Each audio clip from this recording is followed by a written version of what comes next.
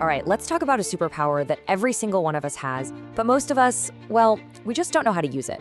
It's called personal influence. And honestly, it's the key to making sure your voice is actually heard and your ideas make a real impact. So let's dive in. You know that feeling, right? You're in a meeting, you have this absolutely brilliant idea, you share it, and it just sort of, poof, vanishes into thin air. It's incredibly frustrating, and it's a problem that pretty much everyone faces. Today, we're going to tackle that head on. This brings us to what we can call the influence challenge. And look, this isn't about learning some kind of secret, manipulative Jedi mind trick. Not at all. It's simply about closing that gap between the amazing things you want to say and what other people actually hear and connect with. So what are we really talking about with personal influence? Well, it's definitely not about being the loudest person in the room.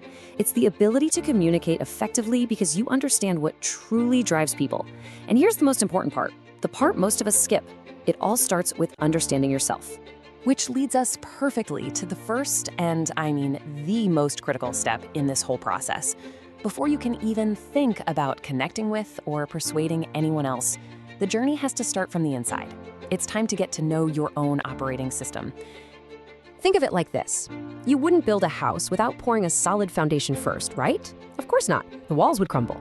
In communication, that unshakable, rock-solid foundation is a crystal clear understanding of what truly drives you. Without that, everything else you try is just gonna feel a little shaky. So what does that actually look like? Are you someone who's fundamentally driven by a need for security, for stability? Or maybe for you, it's that desire for recognition, to have your hard work seen and appreciated by others. Perhaps you're someone who is just constantly fueled by personal growth. Or maybe it's all about that deep need for connection with other people. Figuring out which one of these is your primary driver, that's the first big piece of the puzzle. Okay, so once you have that foundation of self-awareness locked in, you are ready for the really exciting part. This is where we turn that internal knowledge into a practical, powerful, and totally personalized strategy for communication. And this is why personalization is absolutely everything. The generic, one-size-fits-all approach, it just doesn't work because it ignores who you are. It always feels kind of forced, a little bit inauthentic. But a strategy that's tailored specifically to you, now that's a game changer.